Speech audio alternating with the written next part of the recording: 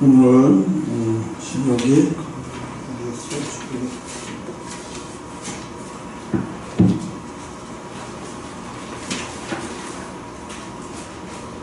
감옥에 있어도 형통한 사람을 가지고 함께 주제로 들어가는 말인데, 형통에 대해서 나도 이 설교를 준비하면서 너무 많이 형통을 내가 많이 잘못 알았구나 하는 것을 깨달았어요.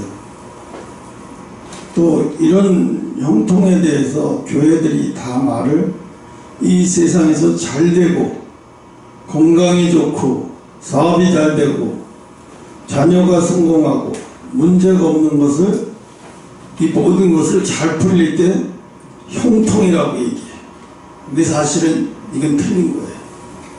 이게 아니에요. 이걸 형통이라고 하지 않아요, 예수님은. 근데 성경은 뭐라고 그러냐, 우리의 상식을 뒤집는 이야기를 해요. 이게 뭐냐면 감옥에 있는 사람을 두고 형통한 자라고 불러요. 감옥에 있는 사람을 두고, 그것도 죄가 있어서 감옥에 있는 게 아니라 죄가 없는데도 죄를 만들어서 뒤집어 씌워서 감옥에 있는 사람. 지금 말하자면 윤석열 대통령 같은 경우도, 또 손현보, 또 정광 목사님 같은 분도 죄를 만들어서 감옥에다 집어넣었어요.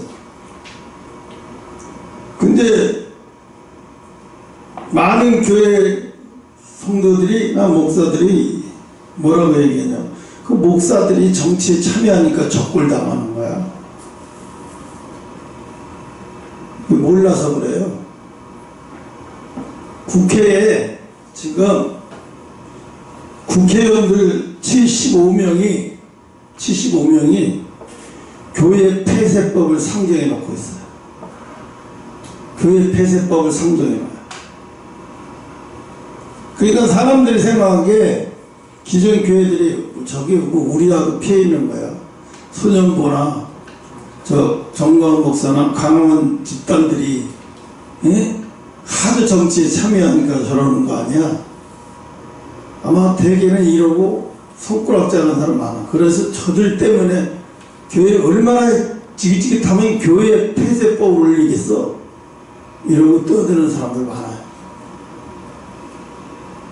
그런데 얼마나 심각한지 잘 몰라요. 그게 얼마나 심각한 건지 잘 몰라요. 그러니까 그때 가서 교회법이 상정에 올라가서 국회에 가서 통과되면 그때 가서 안 해봤자 늦는 거예요. 소용도 없어요.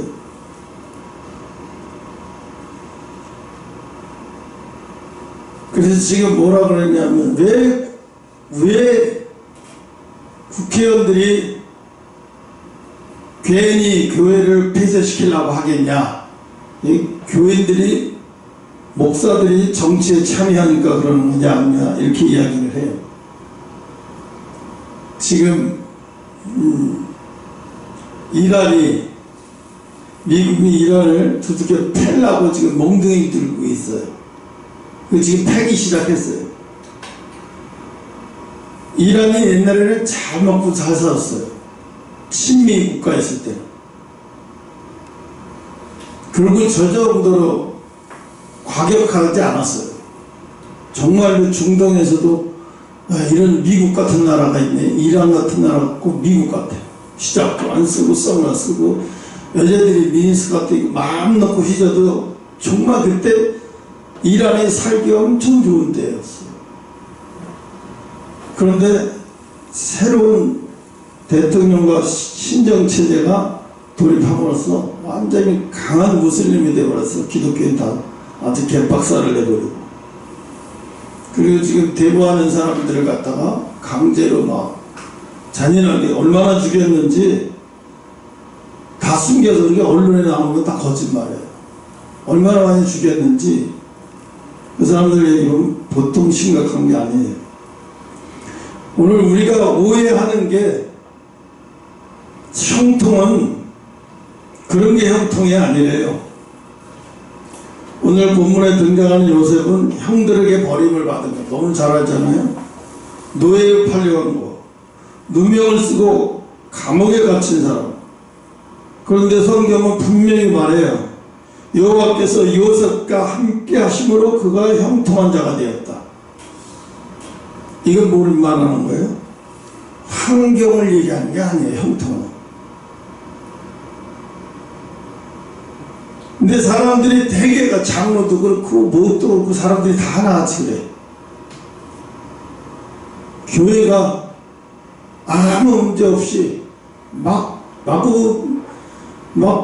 그치 성장이라고 얘기할 수도 있고 부흥이라고 얘기할 수도 있겠지. 자기네 말로는 그래요. 응? 근데 사람들이 교회를 정할 때 시골에서 올라오거나 어디서 올라온 교회를 정할 때 뭘 봐야 되느냐 하면 이 교회가 형통한 교회냐를 제일 먼저 봐야 되는데 형통한 걸 뭘 봐? 겉모습을 보는 거야. 교회가 얼마나 큰지, 얼마나 겉으로 볼 때 얼마나 뜨거운지, 뭐 집회 많이, 교회에서 예배 많이 드리고 집회 많이 한다고 해서 그 좋은 교회 아니에요. 하나님은 그걸 기뻐하지 않아요. 하나님이 예루살렘 성전을, 솔로몬 성전을 왜 파괴시켰어요? 제사를 매일 드려요. 매일 드리는 제사 때도 하나님은 뭘 보시냐면 의미가 없는 거예요. 의미 없는 제사를 아무리 많이 드리면 뭐예요? 근데 우리는 생각하게 그래. 형통은 환경이 우리가 원하는 환경으로 가면 그게 형통이라고 생각하고 있어. 근데 분명히 여기서는 형통은 그거 아니래요. 형통은 환경이 아니래요. 환경은 형통이 아니에요. 뭐가 형통이야? 하나님이 함께 하시는 게 형통인 거예요. 여호와께서 요셉과 함께 하심으로 그가 형통한 자가 되었다 그러잖아요. 아니 죄도 없이 감옥에 갇힌 요셉에게 하나님 어떻게 그런 말을 할 수가 있어요? 이게 너무한 거 아닌가? 그것도 1, 2년 감옥 가는 것도 아니고 10년이 넘도록 감옥에 갇힌 그를 형통한 자라고 말해요. 그러니까 우리가 여러분이 사탄이 마귀를 계속해서 이용하는 거예요. 뭐예요? 환경을 보고 형통한 것을. 하나님 왜 나에게 이런 환경을 주세요? 왜 나에게 이런 환경 때문에 내가 힘들어 죽겠어요? 내가 하나님 앞에 형통한 사람이에요? 어떻게 형통한 사람이 이렇게 할 수 있어요? 근데 이렇게 생각을 한다. 그래서 오늘 본문 배경을 보면 요셉의 현실을 형통과 아주 거리가 멀어 보여요. 그렇죠? 아주 거리가 멀어 보여요.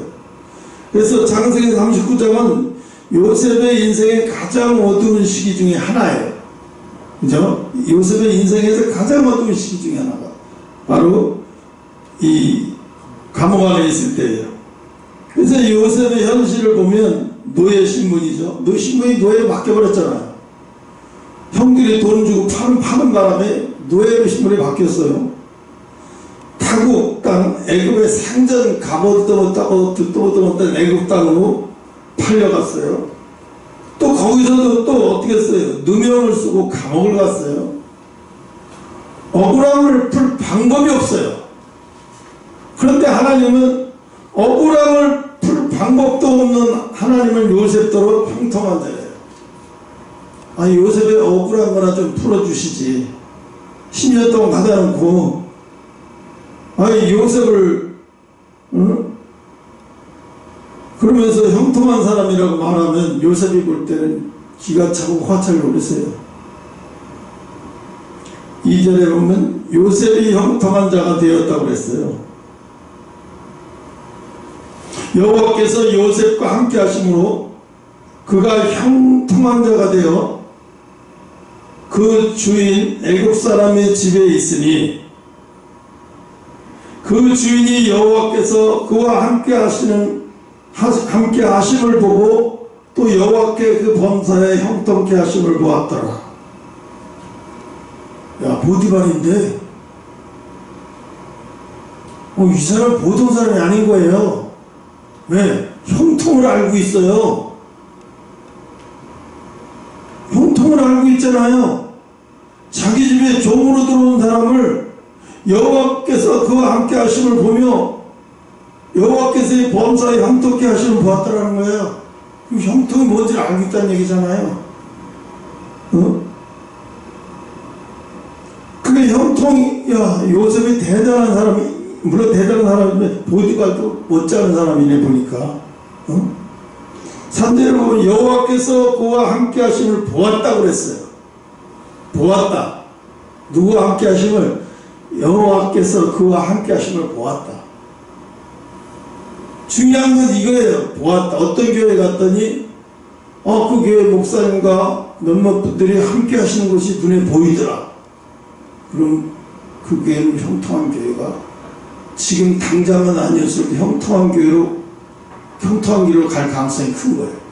왜? 계속 가면서 형통의 수준이 높아져 가고 있기 때문에.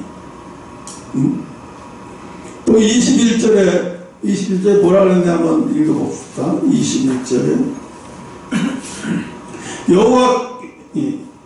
21절에 여호와께서 요셉과 함께 하신 고로 그에게 인자를 더하사 전옥에게 은혜를 받게 하시매 그랬어요.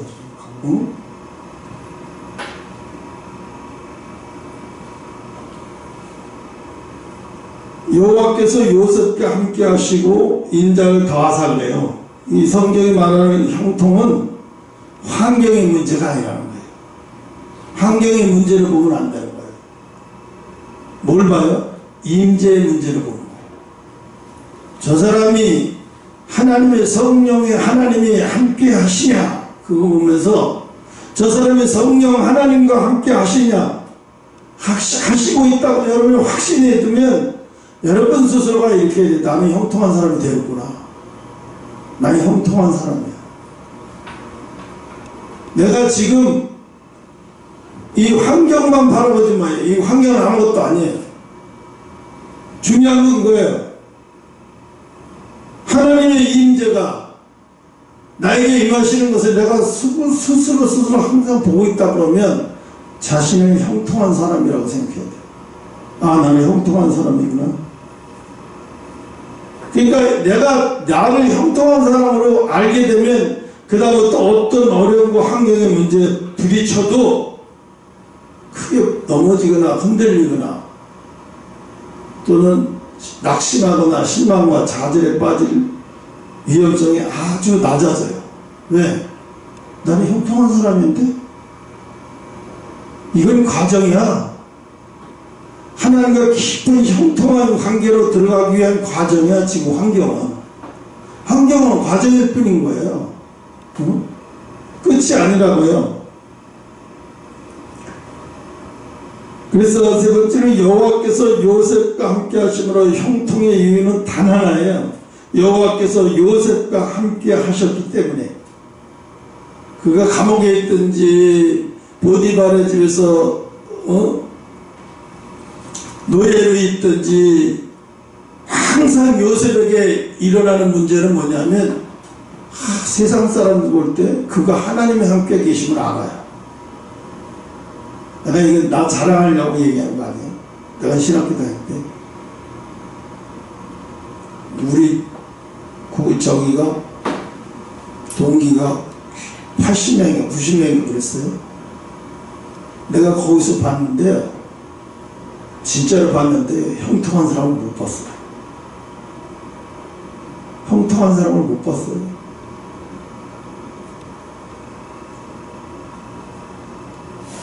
얼마나 웃기냐면 그 음식 한다고 그러고요. 그 음식을 하다가 일이 많이다고 커뮤니스트가 조금 씹어요. 갖고 다니면서. 그래서 내가 물어봤어요.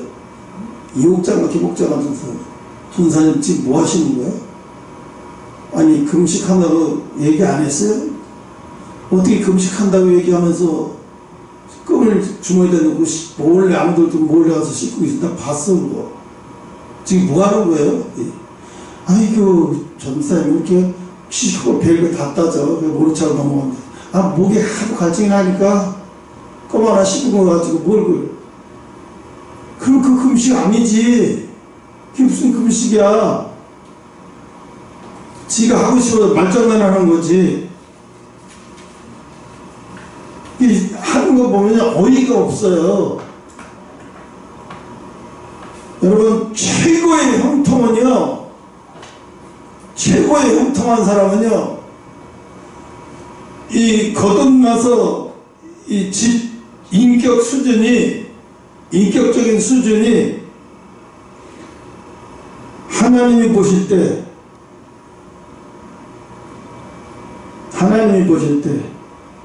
기뻐하는 자. 아무리 형통한 뭐예요? 요셉이 감옥에서 형통하다 소리는 들었는데 환자들한테 막대하더라. 난 지업시역이 들어온 사람이라고, 나를 귀찮게 하지 말라고 하면서 감옥에서도 막 나는 형통한 사람이야 이것만 붙들고 주변 사람들을 힘들게 하고 정말 개같은 삶을 감옥에서 살고 있었다면 이 사람은 진짜 아닌 거예요. 세상 사람들 저 무슨 형통한 사람이 어떻게 저래. 그런데 보디발이라고 하는 사람이 자기 집에 머슴으로 들어온 사람을 보고 어떻게 형통한 걸 알았어요? 거짓말로, 작은 거짓말도 하지 않고 얼마나 진실한지, 거기다 또 얼마나 성실한지, 저 사람을 보니까 정말 천사가 따라오네. 저 사람 보니까 하나님 보는 것 같아. 저 사람 속에 하나님이 있는 것 같아. 아무래도 그렇지 않고서 어제 저렇게 했어. 그러니까 보디발이라는 사람이 요셉을 볼 때 한 번도 요셉에게 신앙 수준이 어떤지 모르겠더니 테스트하지 않았어요. 뭘 봤어요? 그가 하는 행동. 그가 하는 행동을 보고 하나님이 저와 함께 하시는구나. 여러분, 왜 이렇게 연단을 받아야 되는 줄 아세요? 여러분을 통해서 하나님이 함께하고 계심을 주변 사람들이 알게 만들려고 하시는 거예요. 그래야 내가 형통의 수준 높은 사람까지 가면 그때부터 환경이 바뀌어요. 환경이 왜 안 바뀌냐? 형통의 수준을 끌어올리려고 하나님. 형통의 수준 높은 형통으로 끌어올리려고 하나님이 환경을 허락하셔서 일부러 그런 것을 집어넣는 거예요.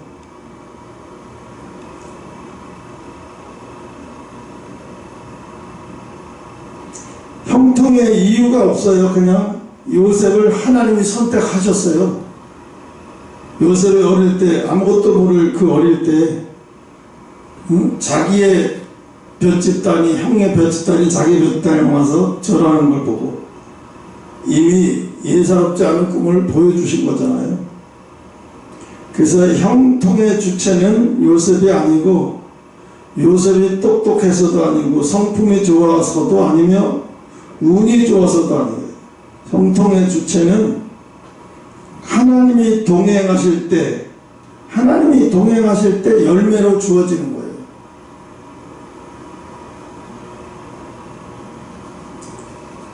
그렇다고 우리가 그렇다고 그러면 아무렇게나 행동이 되겠네. 아니요, 그건 전혀 아니죠. 여러분 봐봐요. 태권도 5단 4단 하는 사람이 누가 시비를 거는데, 술 취하고 시비를 거는데 그냥 맞아요. 옆에 있는 친구가 왜 맞니 너? 야, 저 사람이 지금 나한테 시비를 건다는 거 알아. 내가 저 사람을 어디에서 맞는 게 아니잖아. 왜? 나 이러려고 운동 배운 게 아니잖아. 아무리 저 사람이 술 취하고 기분 나빠서 나를 때린다 할지라도 내가 이럴 때 운동했는 게 얼마나 다행이냐면 둘러싸기 한 방 쳐버려. 그럼 쭉 뻗어버리겠지. 법적으로는 문제가 없어. 상대가 먼저 쳤기 때문에. 법적인 문제는 없지만 무술 유단자로서는 문제가 많은 사람이야. 그 사람이 널 어떻게 하든지 네가 그 사람을 설득시키더니 이렇게 해서 피하면서 이렇게 했어야지. 네가 그걸, 너는 몸 전체가 무기잖아. 유단자는 무기잖아요. 일반인하고 다른 거기 때문에 똑같이 때리면 그 똑같은 수준을 안 봐줘요. 무기를 사용했다고 하는 거예요. 응? 그래서 무슨 유단자들은 인격이 굉장히 중요한 거예요. 왜 무술을 많이 배우면 많이 배울수록 인격이 점점 훌륭해지게 만들었죠. 그래서 고단자가 되면은 사람들이 뭘 봐요? 대화를 많이 해요. 심사를 볼 때 그 사람하고 대화를 많이 해요. 이 품새나 이 모든 이런 동작 같은 거는 이미 수제 누가 봐도 다 아는 얘기인데, 인격을, 저 사람의 인격이 7단 수준에 있는지 아닌지 테스트 해봐야 돼요. 그래서 7단 이상의 미국 간다고 태권도 도장 차리고 이런 사람들 중에서 성공하는 사람 극히 드물어요. 대개가 다 실패하는데 왜 그러냐면 인격의 문제 때문에. 인격 문제 때문에. 어떤 분 하나 미국에서 진짜로 이 사람은 무술을 가르친다 할 정도로 예의가 엄청나고 예절이 엄청나고, 이 사람은 정말 무도인이다. 누가 봐도 무도인이야. 와, 훌륭해. 우리 아이를 저기다 맡겨야 되겠다. 그래가지고 그 미국에서 주변에서 어린애들을 너무나 맡기니까 혼자 감당이 안 돼서 도장을 또 하나 차리고 또 사범 하나 두고 또 하나 차리고, 그러다 보니까 미국 전 지부가 다 있어요. 그래서. 근데 이 사람한테 부자의 집에 어떤 회장인가 사장이 돼요. 자기네 집에 와서 하루에 1시간, 일주일에 한 두세 번은 와달라. 그래서 나를 무술을 가르쳐달라. 그러면 내가 그 무술을 배우려고 하는 게 아니라 한 번은 그래 자기들이 와갖고 이제 무술 기초도 배우고 1시간 다 끝나서 수업 끝나고 전하고 나서 식사 대접하겠다고 식사하는데, 내가 단순히 사모님한테 이 무술이나 배우려고 여기까지 오시란 거 아니야. 내가 뭘 배우냐면 사모님의 인격을 배우고 싶어서, 내가 인격을 배우고 싶어서 1대1로 인격을 배우고 싶어. 왜냐하면 내가 돈도 있고 그거 다 했는데 문제는 뭐냐면 감정 컨트롤이 안 된다.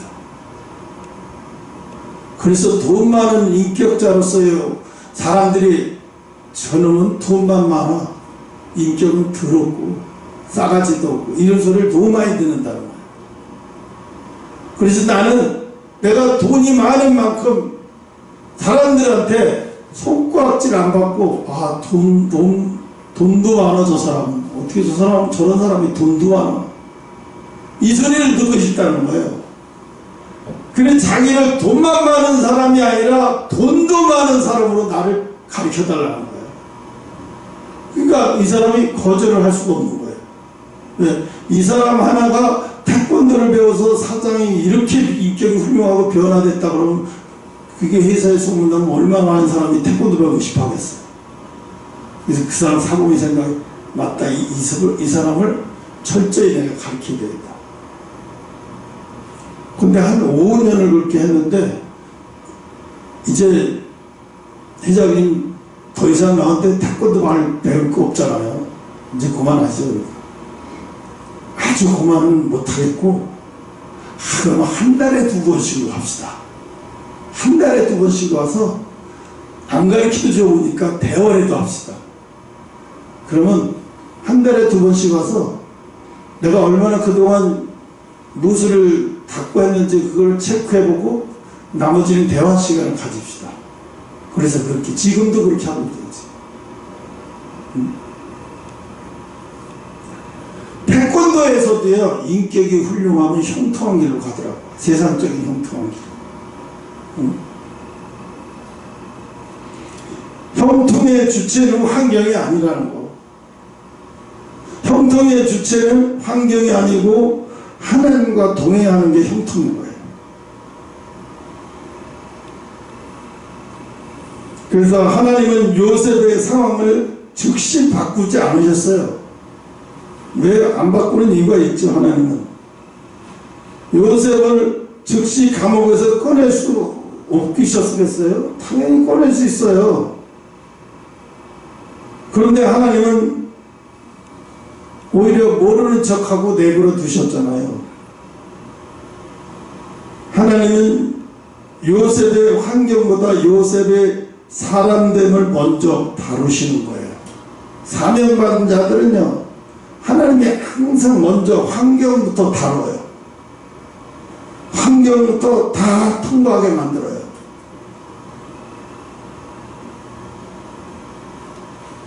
그래서 그 환경을 통해서 그 사명에 있는 사람을 하나님이 청석스럽게 하시나요? 아주 불같은 시험과 연단을 하시죠. 불같은 시험. 말도 못해요.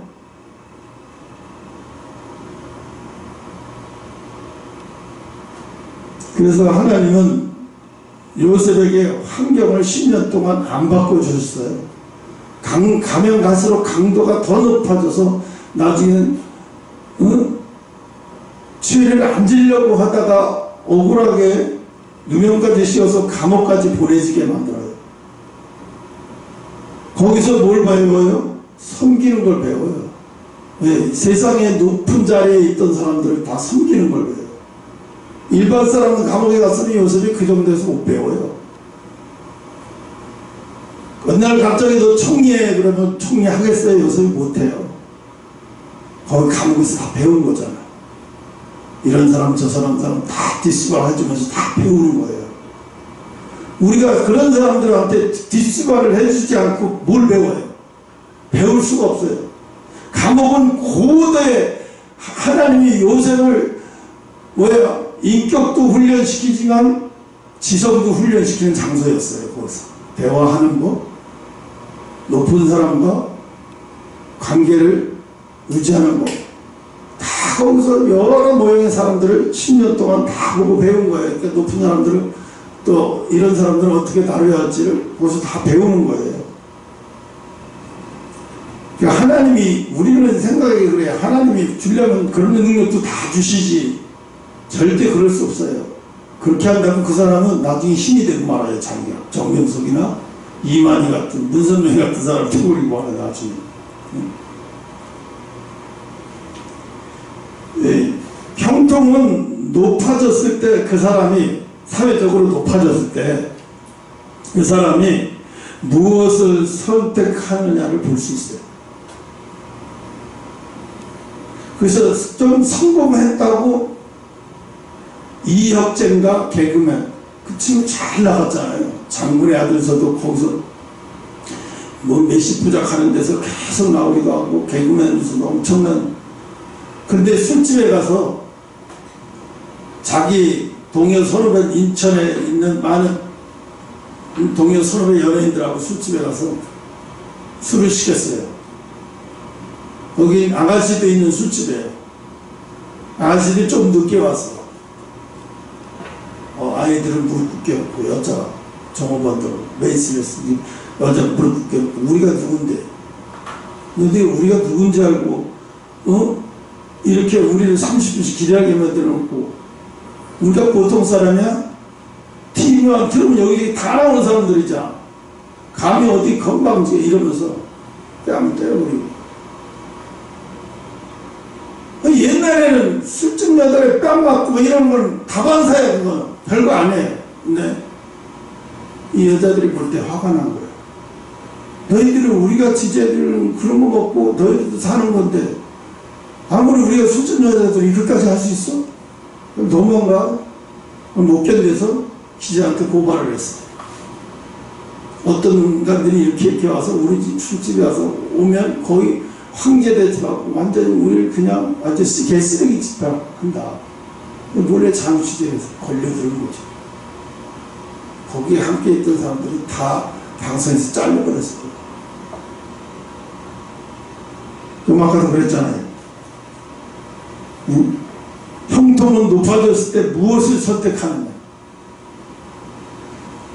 유재석을 사람들이 막 붙잡고 뭐해서 막 넘어뜨려가지고 방송에서 어떻게 하면 이렇게 퇴출시키가 너무 얄미우니까. 근데 유재석 이 사람은 집을 살 수 있음에도 불구하고 연예인 생활하면서 거의 20년 동안 집 안 샀어요. 그 전세살이만 해서 계속. 왜? 물론 자기도 욕심나서 집을 사가지고 뻥튀기 해가지고 또 돈 모르면 또 건물을 사서 다 이렇게 했잖아. 반대로 노홍철이라는 친구는 이번에 건물을 3년 전인가 이제 샀는데 100 몇십억 주고 90억에 150억 주고 샀는데 지금 300억이 넘어간대요. 마포에. 근데 걔는 그리고 나서 방송에 잘 지금 어디에 나오는지도 잘 모르겠더만. 보니까 돈은 노홍철이보다 유재석보다 노홍철이가 더 본 것 같아요. 근데 뭐가 없어요? 어디 가도 존중하는 법이에요. 누가 노홍철이 누가 존중해요? 어? 저 어떻게 개망난 짓 하면서 돈을 막아주고 잘 먹고 잘 살아 이러죠. 근데 사람들이 유재석이한테 안 그래요. 다 알아요, 저 사람은. 왜 20년 때 능력 없어서 집을 안 사고 능력 없어서 빌딩 안 산 게 아니라는 걸 다 알아요. 근데 이번에 어마어마한 100억이라는 돈을 주고 계약을 하니까 그 돈을 갖고 어떻게 해서 안테나 옆에다가 건물을 사가서 새로 짓고 안테나 비 50% 인쇄해가지고 거기서 홍보 이래저래 얘기를 하더라고요. 근데 지금은 건물을 사도 누가 뭐라 사람 하나도 없어. 왜? 살만하잖아. 살만하니까 사는 거지. 세상에서도 그래요. 높은 위치에 가 있을 때 무엇을 선택하고, 연예인들 술 먹고 음주운전 걸려갖고 방송 다 퇴출당하고 광고 다 끊기니까 위약금을 물어야 되는데 위약금은 어마어마해요. 그러니까 집이 망해버리게 생겼고 아이들 다 내쫓고 아파트 다 넘어갈 거 생겨갔으니까 자살해버려. 내가 좀 끝이니까. 가장 최근에 영화에 잘 뜨고 있던 사람이 오랫동안 잘 안 떴어요. 떠가지고 뭐 다 광고도 많이 하고 그랬는데 어느 날 갑자기 음주운전에다가 방송에 퇴출 딱 당하고 나서 갑자기 들려오는 소식이 자살이야. 자살해 죽은 거예요. 왜 그랬어요? 높아졌을 때, 형통이 높아졌을 때 그 사람이 무엇을 선택하고, 그러니까 뭐 자기가 자초한 일이에요, 다. 세상에서도 이런데,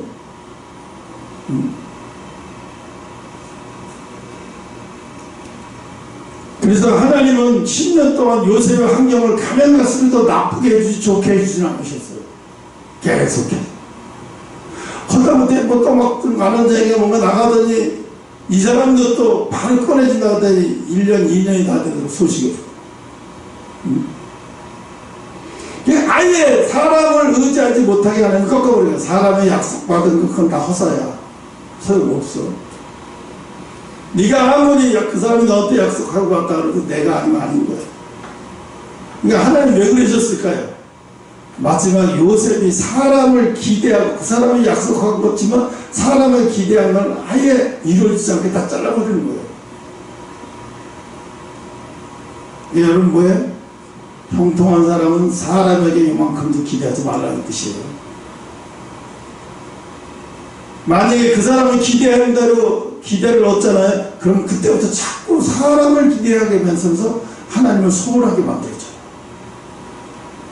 하나님을 소홀하게 만들어주면서 뭐가 문제가 되냐면 어디까지 오냐면 이제 형통의 관계가 깨져버려요.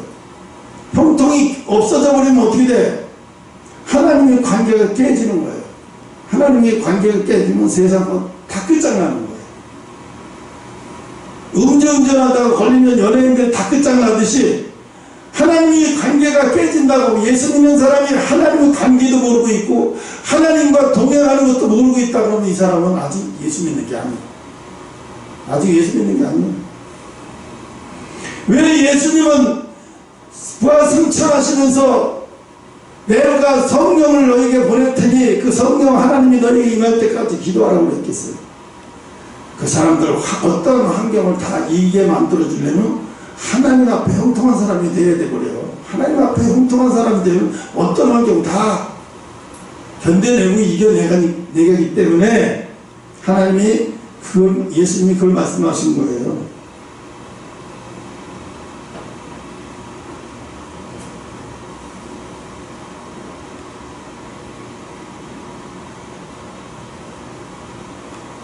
하나님은 환경을 형통케 만들게 아직 아니하시고 사람을 형통한 사람으로 만드는 거예요. 이 감옥의 네 번째는 감옥에서 드러난 형통의 증거. 그렇다면 요셉은 형통은 무엇으로 드러났을까? 맡겨진 자리에서 신실하게 하는 거예요. 자기의 맡겨진 자리에서. 그래서 요셉은 노예의 자리에서도 아주 정말 노예스럽게 일을 잘했어요. 노예 자리에서 자기가 노예 신분이 아닌데도 불구하고 억울하게 얻은 노예 신분이지만 노예 자리에서도 최선을 다했어요. 감옥에서도 불평하지 않고 아주 성실하게 환자들한테 도움을 주고 하는 걸 보고 간수가 너는 여기 감옥 안에서는 자유야. 마음 놓고 돌아다녀. 네가 도와주고 싶은 사람 마음 놓고 도와줘. 그래서 형통한 사람은 환경이 바뀌어야 충성하는 사람이 아니라는 거예요. 어디에 있든지 하나님 앞에서 신실해야 된다는 거예요. 내가 여러분을 말하잖아요. 어디에 있든지 하나님 앞에서 신실해야 된다. 하나님이 나를 다 보고 계시는 거예요. 이거 안 되면 어디 가든지 하나님 앞에서 어디에 가든지 무슨 일을 하든지 하나님 앞에서 한다고 생각이 들어야 돼요. 하나님 앞에서 한다고 생각이 들으면 어떻게 신실하게 안 할 수가 있어요? 어떻게 함부로 할 수가 있어요? 못하는 거예요. 하나님이 주시는 신뢰는 보디발은 요셉을 신뢰했어요. 간수장도 요셉을 신뢰했어요. 왜일까요? 하나님이 함께 하시는 사람에게서 풍기는 신뢰의 향기 때문에 그런 거예요.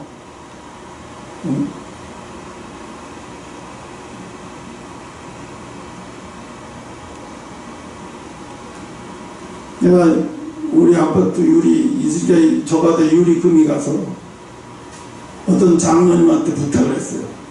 유리 끼는 장로님한테. 이분은 한 40년 유리 것을 일했기 때문에 뭘 봐도 잘할 거라는 생각이 들었어요. 그런데가 믿음의 사람이니까 뭐 잘하겠지라고 하고 끼워달라고 했어요. 처음에를 유리를 공장에서 안산 공장에서 맞춰서 가져왔는데 재보니까 샘플하고 완전히 너무 작은 거예요. 가로 4cm, 세로 4cm 좁으니까 유리가 어떻게 끼면 바깥으로 떨어지게 생긴 거니까 그딱 깜짝 놀랐어요. 그 나중에 목사님 죄송합니다. 어쩔 줄 몰라 하더라고요. 근데 유리 빼는 거길 다시 재는 거예요. 이렇게 재더니 공장에 전화해가지고 빨리 좀 해달라고. 제가 이거 차고가 있어서 잘못했다고. 그럼 이번에 이제 유리를 가지고 왔어. 그 다음날 유리를 끼는데 끼고 쫄 때 다 꼈어요. 그런데 덜렁덜렁한 거야. 유리는 덜렁거리지 않는데 옆에 쫄 때가 왜 그랬냐 보니까 95 사이즈에다가 100짜리 끼워놓으니까 덜렁덜렁거리지 헐렁헐렁거리잖아요. 두께가 2mm가 작은 거예요. 좌우로 두께가. 2mm는 솔직히 보고 눈에 잘 표시도 안 나요. 그런데 쫄때 끼워놓으니까 덜렁덜렁거리는 거야. 그래서 내가 전화했어요. 작년 동영상 찍어서 보냈어요. 이게 이렇게 하면 어떻게 합니까? 이거 바람 불으면 이게 덜렁거리고 불안해서 어떻게 살려고. 그 정도로 위험하지 않아요. 제가 알아서 고쳐드릴게요. 오더라고요. 근데 그 헐렁헐렁 끼는 데를 갖다가 각대인지 고무지 껴가지고 딱 양쪽으로 해서 유리 흔들리지 않게 한 다음에 실리콘을 쫙 쏘더라고요. 그 실리콘을 다시 쓰고 한 하루 동안은 건드리지도 않아요. 철벽에 꽂아서 딱 맞으면 그때 다 흔들리지 않는다고. 나중에 이게 딱 맞아 흔들리질 않아요. 그게 내가 웃었어요. 그거 2번 했는데도 또 정확하게 유리를 정확하게 못 해가지고 와서 할 수 없어. 그냥 그거 어떻게. 근데 내가 놀랬어. 너가 장로라고? 일을 이렇게 못하는 새끼가 여지까지 40년을 어떻게 일을 했지? 뭐냐면요, 꼼꼼하고 작은 일도 아주 성실하고 꼼꼼하게 하는 습관이 아니더라고. 이 사람은. 이런 사람은 큰일을 못해요. 조그만 것도 천천히 샘플을 가져가서 요거 듣게 하고 똑같이 해달라고. 못하면 안 된다고. 다른 데 가서 하고 이렇게 해야 되는데 엉망진창인 거야. 이 사람이 쉽게 말하면 고급 일을 못하고 그냥 동네 유치장 끼는 거나 할 사람이야. 기가 막히고 말이 안 나오더라고.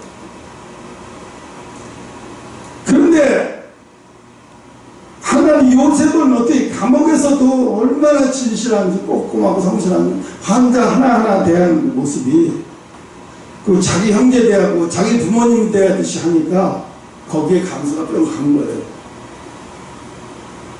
이런 사람이 왜 감옥에 들어왔지? 이상한 거예요. 저런 사람이 어떻게 감옥에 들어와? 죄지을 사람은 아무리 봐도 아닌데 자기들도 알게 된 거예요. 죄지을 사람이 아니라. 응? 너무 꼼꼼하고 성실한 사람 앞에서는요, 사람들도 알아요. 이런 사람이 무슨 나쁜 짓을 하겠어. 설사 했다 그러면 뭐 이유가 있겠지. 이렇게 되는 거지. 응?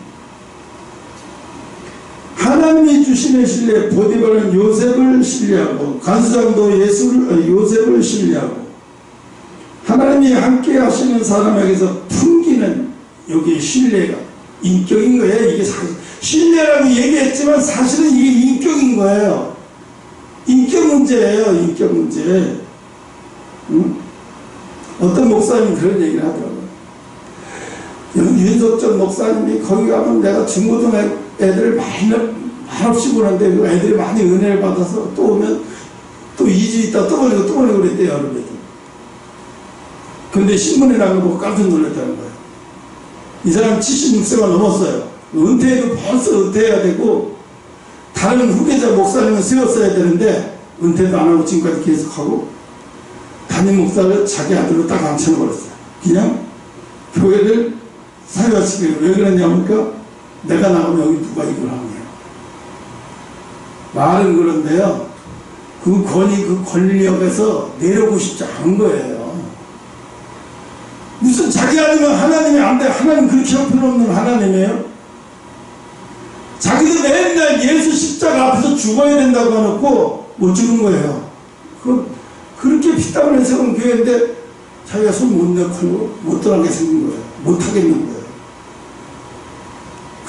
다 놓고 내려가는 게 그게 죽는 거잖아요. 안 돼요. 그래서 그 목사님이 다시는 안 간다고 애들도 안 보고. 말로만 청산유수를 하는 사람인데 저거 말았다는 거지. 속았다는 거지. 난 진작에 속았는데. 응? 감옥은 요셉의 인생의 끝이 아닌 거예요. 아마 예명이도 그랬다. 저 목사님 사모님이 지금 감옥에 있는 거다. 맞아요. 감옥에 있어요. 근데 내가 감옥에 있어도 견딜 수 있는 거는 이게 끝이 아니기 때문에 견딜 수 있어요. 이건 과정이라 이거. 지금 이건 나를 훈련시키고 나를 연단시켜서 불순물을 빼내고 그동안에 제대로 보지 못하고 뭘 제대로 봐야 사물을 판단도 하죠. 제대로 보지도 못하고 판단도 엉터리인 거예요. 생각해보세요. 형무기가 만약에 일감이 들어왔어. 근데 일감이 들어와서 그 일감을 요건 요 색깔로 해서 요건 요 색깔로 해서 제대로 맞춰야 되겠구나 하는데 제대로 보질 못해가지고 다른 색깔로 슥슥 맞춰서 물건을 빼봤어요. 그럼 어떻게 되겠어요? 난리가 나죠. 난리가 나는 거예요.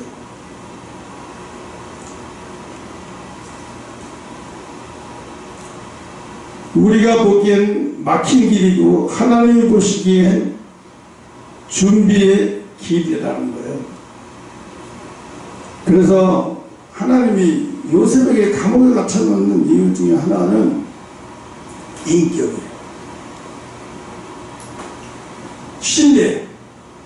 여러분이 인격이라고 하면 나 그럴까봐 신뢰라는 말을 쓰겠어요. 신뢰. 회사에서 누구도 나한테 신뢰를 하더라고. 별거 아니는데 난 저 사람들 왜 이렇게 나한테 신뢰를 하지?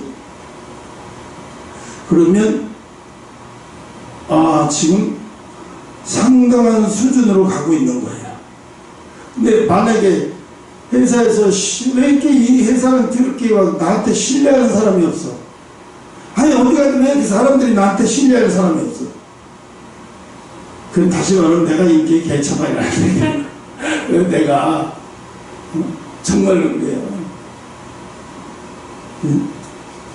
세상 사회에서도요, 인격이 좋은 사람하고 일하고 싶어하고 인격이 좋은 사람하고 함께하고 싶어하지, 인격이 안 좋은 사람하고 함께하고 싶지 않고 인격이 안 좋은 사람하고 도와주고 싶지도 않아요. 인격이 안 좋은 사람은 도와주고 싶지도 않아요. 근데 인격이 훌륭한 사람도 강철과 카네기 같은 경우 그런 거 많잖아요. 지나가는 뭐 차로 막 빵꾸 나는데 막 그런 얘기도 이런 얘기도 많고. 그래, 그걸 보고 사람들이 막 밖에서 비 오는데 우산을 맞고 있는, 우산도 맞고 비에 처마 있는 거고, 빵집 사장이 들어와서 기다리라고 비 끝이 때 그냥 거기서 다 젖으면 그러지 마요. 빵 안 잡수셔도 된다고 막, 노인네한테 그렇게 너무 잘해가지고. 나중에 이제 훗날 걸로 지나가는 길에 또 들어갔더니, 이 사장, 그러지 말고 여기서 가게 할 사람이 아니라 당신이. 내가 건물이 큰 있는데 거기서 사업을 한번 해봐라. 이 빵 사업. 내가 빵도 맛있는 것 같고 당신이 사람 대하는 태도가 성공할 수 있을 것 같다. 그 대신 우리 회사에서 하는데 그냥 공짜로 해라. 당신이 하고 싶어서 해서 나중에 당신이 너무 잘 돼서 세를 내주고 싶을 때 그때 세를 내라. 그래서 이게 어마어마한 큰 사람이 되었어요. 이게 뭐예요? 하늘은 스스로 돕는 자를 돕는다. 무슨 말이 잘하고. 오늘 우리의 삶에 주는 하나님이 지금 감옥 같은 현실을 해석할 수 있는 법은 답답한 직장의 문제, 풀리지 않는 문제, 억울한 상황, 기도해도 변하지 않는 현실. 이것이 아주 여러분의 감옥처럼 느껴질 거예요. 나도 미치겠어요. 너무. 왜? 가족들하고, 핏줄인 형제들의 가족들하고 이게 엉키고 설켜가지고, 한데 엉망진창이 돼버리니까 고생들 하고, 도와줄 건 도와준 대로 도와줘놓고, 욕 먹은 욕 먹는, 욕도 치밀하게 먹고 앉아있고, 하나님 앞에 말해 너무 고통스러우니까, 하나님 왜 그렇게 하세요? 내가 왜 그렇게 꼭 하십니까? 왜 이렇게 내 입을 막 열어서 그걸 꽂으시고 하나님, 그러니까 하나님은 가슴에 담고 있게 못하게 해요. 꺼집어내서 터트리게 만들지. 꺼집어내서 터트리게 너 가지고 있으면 과거는 하나님 앞에 맡겨야 돼요. 근데 우리는 과거를 하나님 앞에 못 맡겨요. 내가 복수하겠다. 내가 그게 문제였던 것 같아요. 오늘 말씀은 감옥에 있어도 형통한 사람이 될 수 있고 하나님이 함께 하시면 그 어떤 것이든 형통한 자리예요. 그러니까 사람들이 모르는 게 뭐냐면 자꾸만 환경에다 대고 하나님 자꾸 환경을 대고 얘기해요. 하나님은 환경 얘기가 아니라 안 하고 싶거든요. 너가 나를 신뢰하는 사람으로 내가 너를 신뢰하죠. 하나님이 아브라함을 자식을 100세에 줘놓고 110세, 113세쯤 된 아들한테 그래서 13살쯤 된 아들을 데려가서 그 아들을 제물로 바치라고 하는 걸 모르겠어요. 네가 나를 얼마나 신뢰하는지 모르는 거거든요. 내가 너한테 100세에 줬는데 네가 그걸 나한테 다시 줄 수 있겠니? 줄 수 있으면 제물로 한번 드려봐라. 왜? 하나님은 아브라함에게 신뢰를 받고 싶고 신뢰를 하고 싶었던 거예요. 그런데 진짜로 산의 길을 가서 자기 아들 꼼꼼히 그 장작 불에다 올려놓는 걸 보고 하나님이 더 이상 내가 너한테 더 이상은 시험하지도 않고 이런 부탁을 할 거다. 네 옆에 숲으로 가라. 이 양이 있잖아요. 그 양으로 잡고 제사를 드리고. 하나님도 그래요. 사명이 큰 자에게서 신뢰를 얻고 싶어요. 그 신뢰가, 하나님과의 신뢰가 유지돼야 그 사람의 연단의 좀 거기서 끝나는 거예요. 근데 그게 신뢰가 계속 하나님의 에이 빠꾸 하면 큰일 나는 거예요.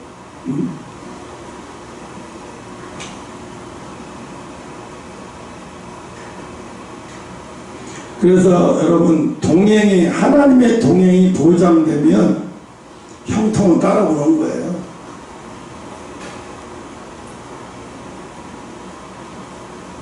나중에 봐봐요. 다윗이 왕이 돼가지고 나중에 솔로몬 성전을 짓기 위해서 막 얼마나 많은 그 재료들을 금덩어리고 뭐고 막 조태랑 다 구입해놨는데 하나님 그걸 다 알아요.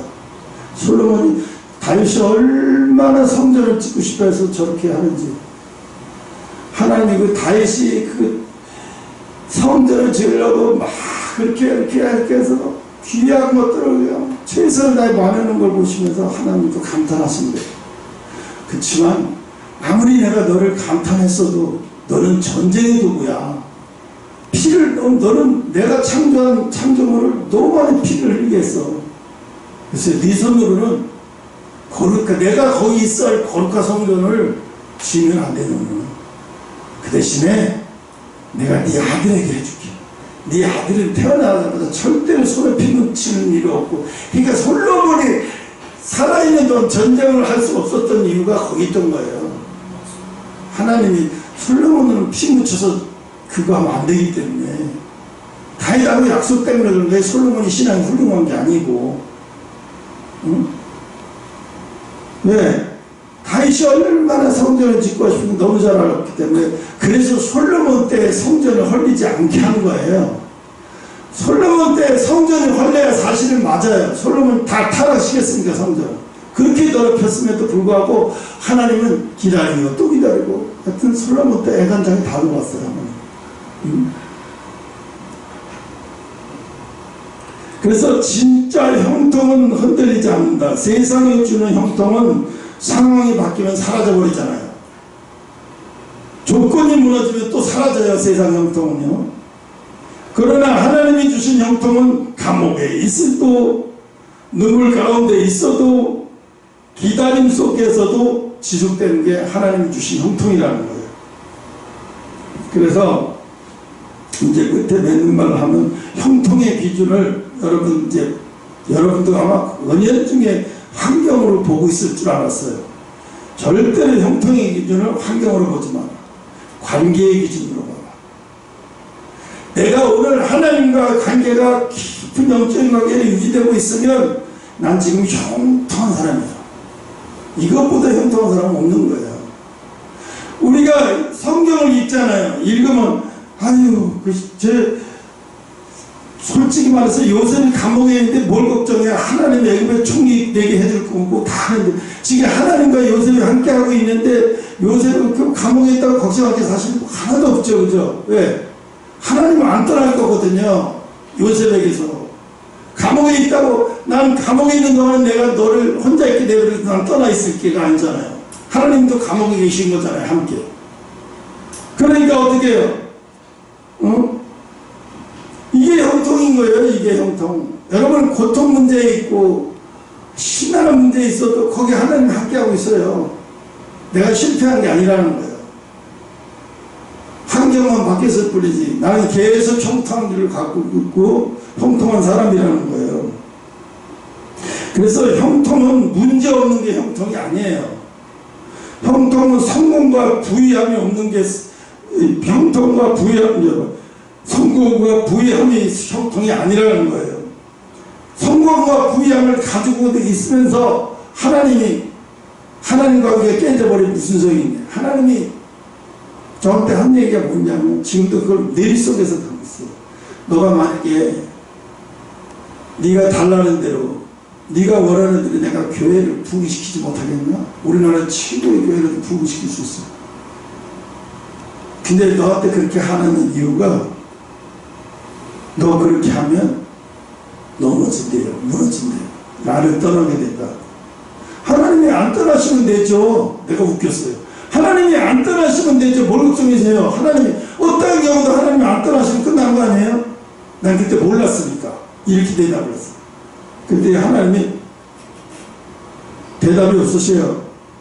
기도하는 중에 내가 마음으로 대답을 했는데 그 다음부터 조용히 대답이 없으시고, 그때 거의 기도 끝나쯤 됐을 때 그때 음성을 다시 들려주셔요. 그러면 너는 쓰다가 버려진다. 하늘나라에, 내가 너 처음에 그랬잖아. 하늘나라의 보좌에 내가 너와 함께 있게 될 거라. 그럼 그게 다 물거품이 되는 거야. 너 나하고 평생 깊은 영적인 관계 유지면서 갈래? 세상적인 환경 좋은 걸 그렇게 갈래? 그래도 그렇게 갈래냐? 물어보셨어요. 그래서 저도 좀 기다렸어요. 그랬다가 아멘 이렇게 해버렸어요. 응? 근데 사람들은 외모나 보고 환경을 보고 뭘 보면서 계속 나한테 하나님을 버렸다, 하나님을 어떻게 했다, 하나님을 어떻게 했다. 그 사람들의 형통 기준 거기 있으니까 버렸던 것처럼 보이는 거예요. 우리는 형통의 기준이 뭐예요? 하나님과 관계가 항상 유지되고 있고 깊은 영적인 관계를 유지되고 있는데, 아니 이 조그만 중화당이 조그만 교회, 중화당 이름만 대도 보이지도 않는 교회인데, 하나님은 그 보이지도 않는 교회 목사한테 나라와 민족을 위해서 기도해라. 네 기도가 하늘나라에 상대해서 네 기도대로 움직인다, 나라와 민족이. 그러는데 이 나라와 민족을 항상 걱정하시고 염려하실 때마다 나를 부르시는데 내가 무엇이 아쉽겠어요? 이 형통함이. 그런 데도 있더라고요. 육신을 입어서 그런지 이번에 이 작은형 돌아가셨을 때 생각이 자꾸 나면서 죽음이라는 게 얼마나 인간에게 고통을 갖다 주는지 막, 그래서 아담과 하와의 죄가 새록새록 기억나는 거예요. 죽음이 뭔지, 죽음이 왜 들어왔는지.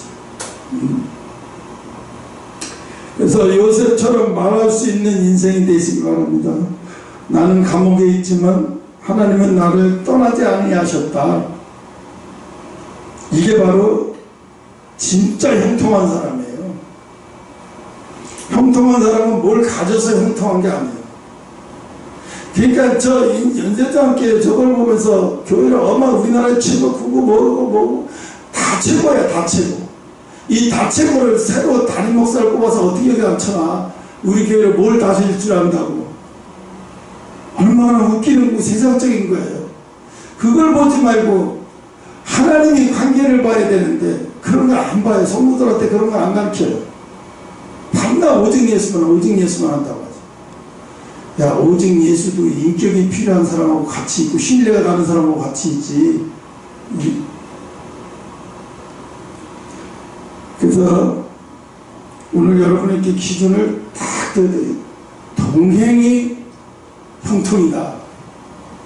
하나님과 깊은 관계가 형통이다. 난 지금 형통한 사람이에요. 혹시 김갑자한테 너 양쪽에 혼자 있다고 해서 거기 하나님이 거기 못 가시나요? 거기 계셔요. 내가 일하는 곳에도 계시고, 날 비록 여기다가 무슨 요한처럼 반모사 훔친 것처럼 여기다 덜렁 떨어뜨려 놨지만 나는 형통한 사람이에요. 사도 요한이요, 사도 요한을 죽이려고요 펄펄 끓는 기름물에다가요 요한을 집어넣었어요. 사람들은 이제 가서 피부가 막 썩고 죽을 거다는데 간증 맞아온 사람처럼 이러고 있으니까 사람들이 안 죽잖아 이거. 나중에 요한이 무서운 거예요. 진짜로 무서운 거예요. 끓는 물에서요. 그냥 나와라 하니까 다시 툭툭 털고 나오니까, 그러니까 사람들이 요한을 더 죽이고 싶은 거예요. 도대체 어떻게 해야 저 사람은 안 죽는 거예요? 어떻게 해야 돼요? 요한의 모습들은 개종하는 사람도 엄청나게 많은 거예요. 어떻게 저 끓는 물에서 사람이 저럴 수가 있냐. 얼마나 미웠으며 사탄과. 그게 바로 그게 요한은 순교에서 죽은 사람이 아니고 자연사에서 죽은 사람이 12명의 사도 중에서 요한만 자연사하고 나머지는 다 순교잖아요. 근데 요한이 순교를 수없이 당할 뻔했지만 하나님은 요셉과 함께 계심으로 그걸 허용 안 했어요. 너는 순교당할 사람이 아니야. 넌 천국을 보고 그걸 다 기록에 남겨두려면 너는 자연사해야 돼. 그러니까 하나님이 동행하니까 기름 가마솥에서도 안 되는 거예요. 그러니까 뭐예요? 요셉은 무슨 축복을 받은 거예요? 형통한 축복을 받은 거예요.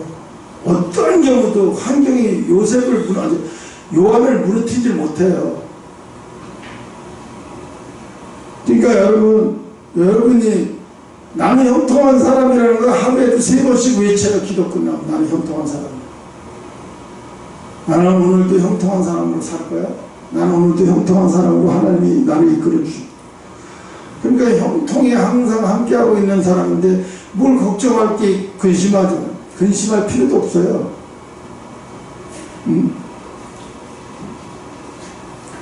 그래서 오늘 여러분이 가지고 있는 그 시각의 눈을 벗어버려야 돼요. 환경이 아니다, 형통은.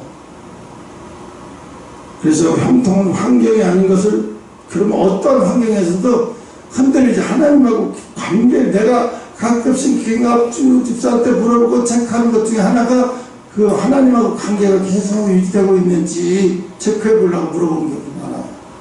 어느 수준에서 있는지 물어보려고. 그러니까 우리는요, 환경을 보지 말고 뭐 어디 숫자도 보지 말고 뭐 어떤 것도 말고 뭘 봐? 하나님하고 관계를 보고 가요. 그러면 사람한테 흔들릴 필요도 없어요. 그리고 뭘 해도 여러분 하나님 앞에서 해요. 그러면 여러분이 스스로 인격자가 되고 말아요. 어디든지 하나님 앞이라는 생각으로 일하다 보면 여러분 스스로가 주변 사람을 다 인정하게 돼요. 저 사람은 하나님 믿는 사람인데, 이 세상에서 볼 수 있는 사람이 아니야. 이렇게 되는 거죠. 형통한 사람은 하나님을 그렇게까지 끌고 가요. 그래야 하나님, 나도 널 신뢰하고 싶다. 나도 널 신뢰 좀 하고 살자. 하나님, 나도 널 신뢰 좀 하고 살자. 응?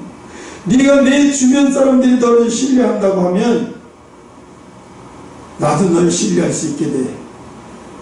최고의 신뢰는요, 하나님이 나를 신뢰의 눈으로 보신다는 거예요. 가장 신앙에 성숙한 사람은 하나님이 보시기에 신뢰의 눈. 그러니까 성도가 몇천 명이나 예배될 때면 2,000~3,000명, 5,000명씩 모인다고 해봤자 무슨 소용이 있어요. 너는 지금 나 없다고 생각하고 예배를 드리고 나를 돌려놓고 예배를 드리고, 네 교회를 내가 책임을 못 져서 못하겠니? 어처구니가 없는 거잖아요. 이게 너무 어처구니가 없어요. 그러니까 뭐야, 말로는 다 하는데 행위로가 안 나오는 거예요. 행위로, 신앙의 행위로. 입으로, 믿음은 입으로 고백하고 삶으로 다 나와야 돼요. 나 믿습니다 하고 속에서 막 갖고 있으면 소용이 없어요. 입으로 시인하고 고백하고 그게 삶으로 옮겨지면 그 사람은 이제 더 이상의 환경의 문제로는 부딪힐 일이 없어요.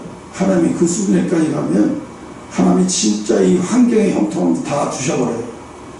그래서 오늘 여러분이 이제 2026년도 1월달에 벌써 한 주 남았어요. 다음 주면 오늘이 마지막 예배네. 1월 이렇게 빨리 갈 수가 있어요. 아무튼 그래서 여러분이 그러면요, 말씀을 못 읽었다고 해서 오늘 기도 좀 못했다고 해서 흔들리지 않아요. 내가 형통의 기준이 딱 있는데 기도 못했다고 해서 말씀도 못 봤다고 해서 그게 흔들려지겠어요? 아주 환경이 어렵다고 해서 그게 흔들려지겠냐? 안 흔들려져요. 그러다 보면 그게 쌓이다 보면 하나님 앞에 하나님이 다 보고 계세요. 그래서 여러분 꼭 형통이 환경이 아니라는 걸 꼭 인식하고, 그래서 어떤 환경, 그러니까 환경을 인식을 딱 하면 여러분 스스로가 환경을 이기게 돼요. 이긴다는 것은 그 저 환경을 뿌리치는 게 아니라 저 환경을 견뎌내는 과정을 순조롭게 해낼 수 있다는 거예요. 어떤 환경도 견뎌낼 수 있고 통과할 수 있는 신앙이 돼버리는 거예요. 왜? 관계를 중요하게 여기니까. 환경은 그다지 중요한 게 아니야. 환경은 잠시 잠깐 나를 훈련시키고 나를 보석과 같이 다듬는데 필요한 도구가 됐을 뿐이죠.